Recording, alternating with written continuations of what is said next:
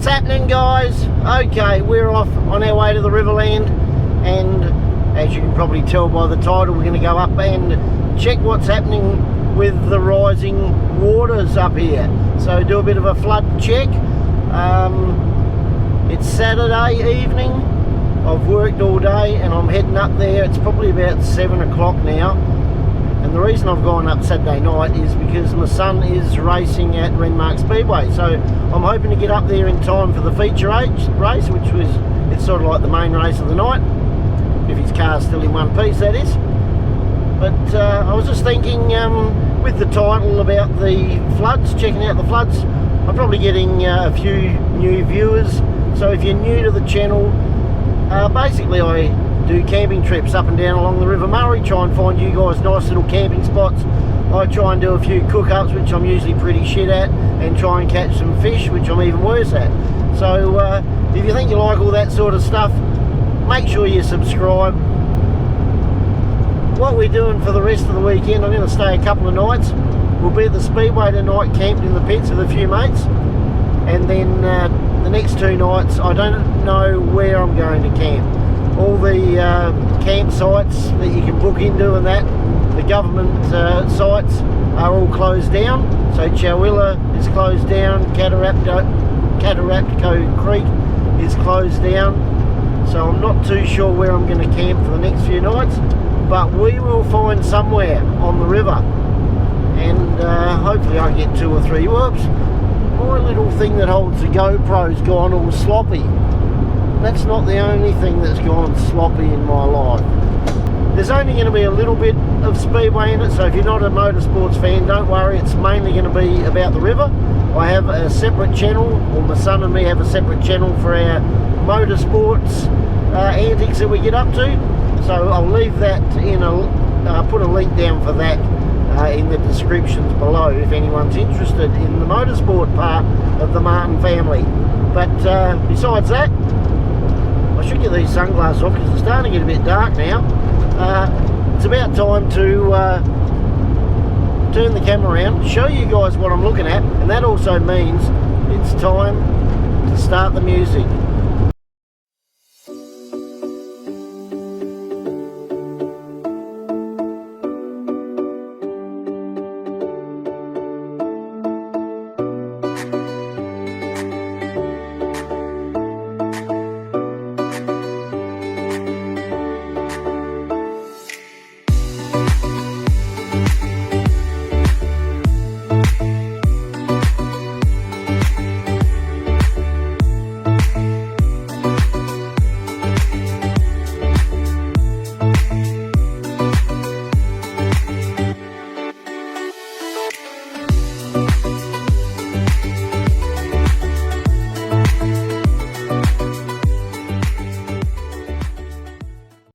So yeah, sausages, bread, sauce, 7.8. Nah. That's my review. 6.1. Well, good morning. This is the aftermath. Big night. It's wet. Raining. At the Speedway. So yeah, we're just going to tidy up and then unpack the car up. Doing a bit of tidying up over here.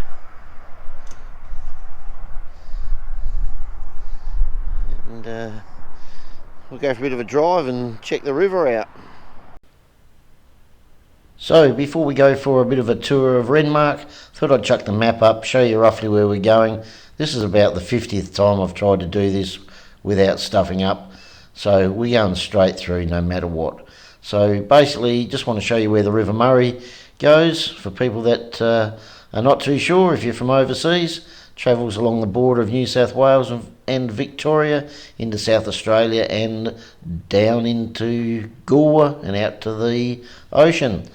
But we'll just zoom in a bit here, show you my little hometown of Tailem Bend, which is right there, and about 100 kilometres from Adelaide, the capital city of South Australia.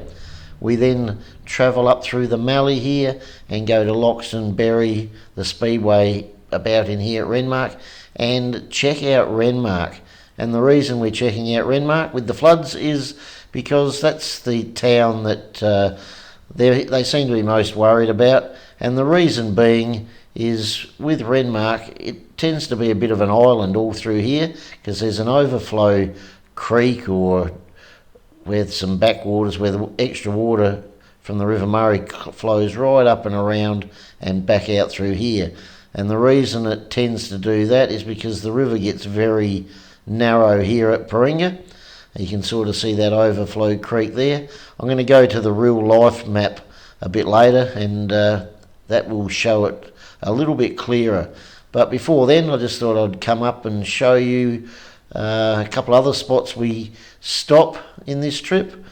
We go for a bit of a drive right up and around here towards Wentworth and Renmark Road, and this is where I got hit by the Kangaroo, about in here.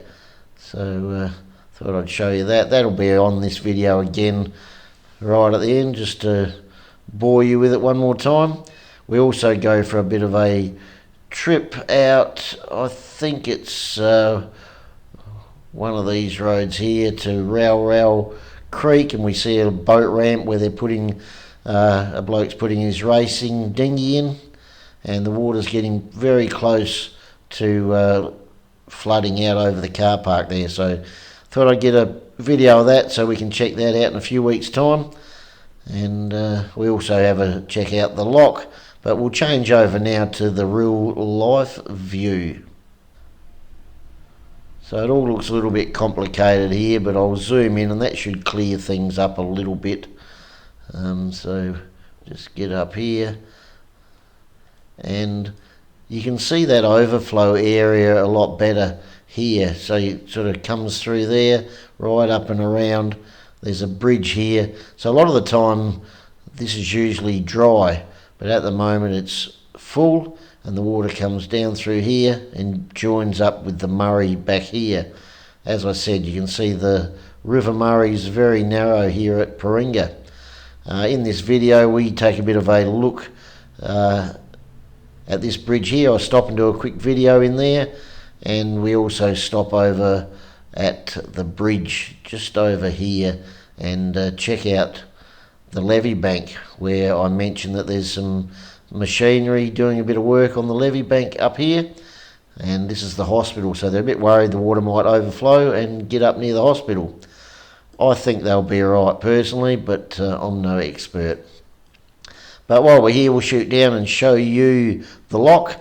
I video the lock today in this video, and normally the lock's maybe got 1 metre, 2 metre drop from this level down to here, so that's why you have to go through the lock, or the weir has.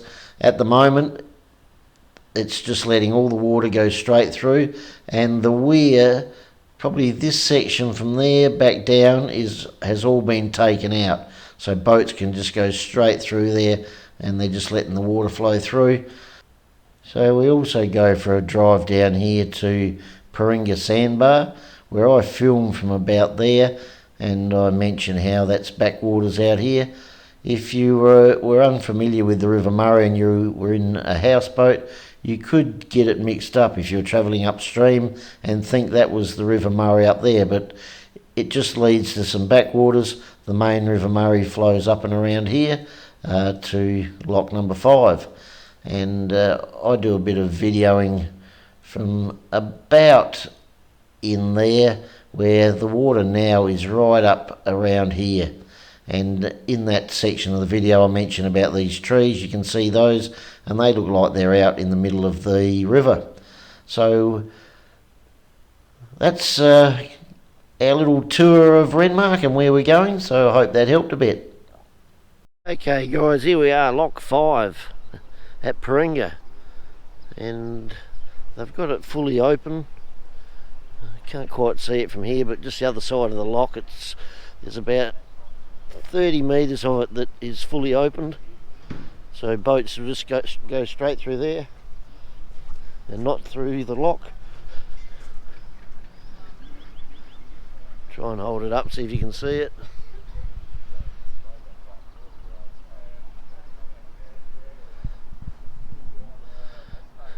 So we're doing a little bit tough today, guys. It was a bit of a big night last night at the speedway. I'm getting a bit old for this, going to bed at 3 o'clock in the morning.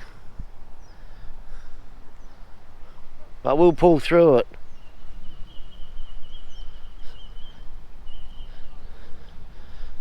So you should be able to see that flow there. It's going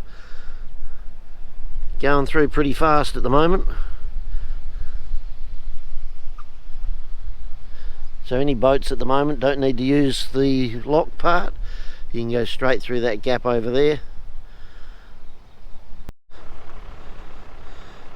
So this is the bend about 300 metres before Lock 5, or downstream from Lock 5, and usually the shoreline or the bank of the river is the other side of those trees over there. This is usually all area where you can park, and the river does a sharp right hand turn here. That's backwaters over there straight in front, and it does a sharp right hand turn here and back up to Paringa and Lock 5.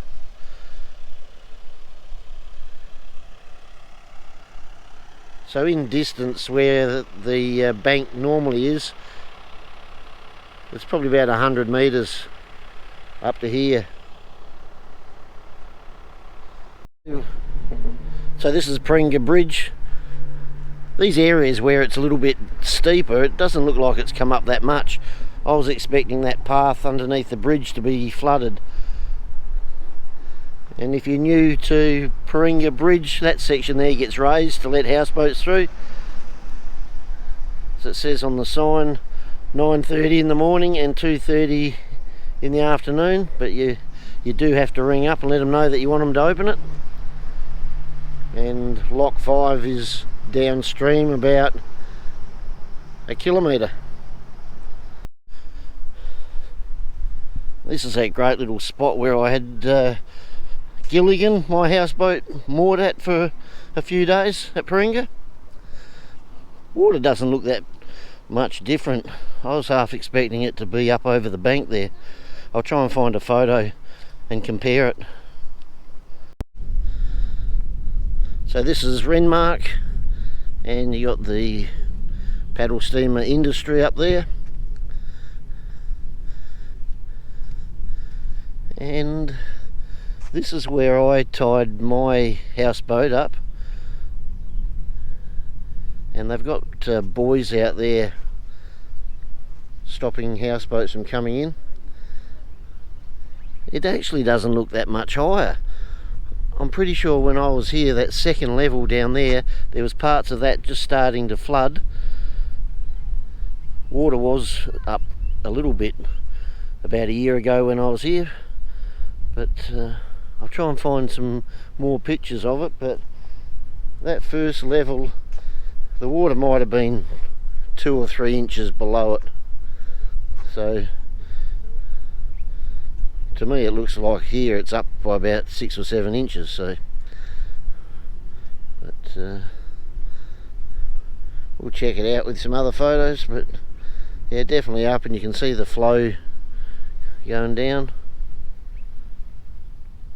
I'm not too sure which levee banks they're worried about here at Renmark, but this is sort of the northern end. It's going to take a lot of water to get up near these houses.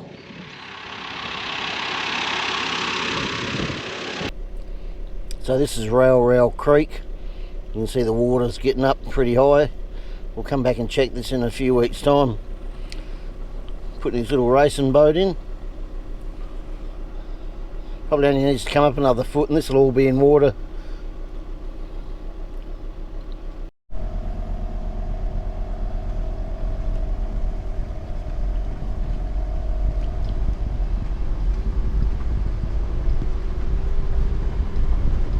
So I'm guessing this is the levee bank they've been talking about at Renmark.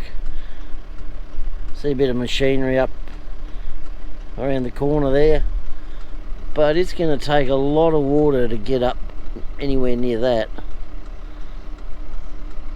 I don't know. We'll come back in a few weeks' time when the water hits its peak, and we'll see what it looks like.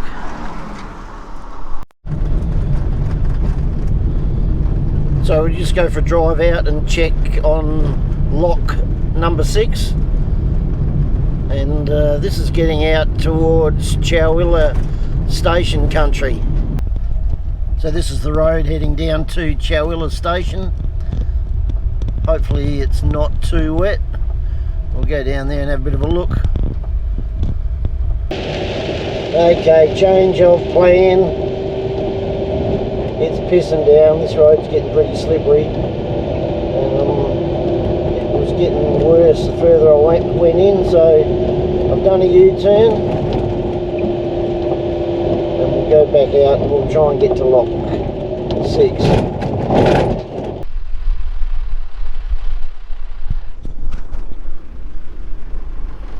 Got a few bush chooks over there.